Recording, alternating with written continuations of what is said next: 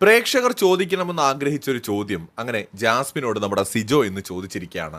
അഗ്നി പരീക്ഷ എന്ന് പറഞ്ഞൊരു ടാസ്ക് ഇന്ന് ബിഗ് ബോസ് കൊടുക്കുന്നുണ്ട്. നോമിനേഷനിൽ വന്നവർക്ക് എന്തുകൊണ്ട് അവർ നോമിനേറ്റ് ആയി എന്നും എന്തുകൊണ്ട് അവിടെ നിൽക്കണമെന്നും പറയാൻ ഒരു അവസരമാണത്. ബസർ ടു ബസർ ആണ് സംസാരിക്കേണ്ടത്. അവിടെ ഇരിക്കുന്നവർക്ക് ഇവർ പറഞ്ഞതിന് ശേഷം ചോദ്യങ്ങളും ചോദിക്കാം. ഒരുപാട് പേര് സംസാരിച്ചു കേട്ടോ. പക്ഷേ ഇതിനകത്ത് വളരെ ഇമ്പോർട്ടൻ്റ് ആയിട്ടുള്ള ഒരു കാര്യം ജാസ്മിനോട് സിജോ ചോദിച്ചൊരു ചോദ്യമാണ്.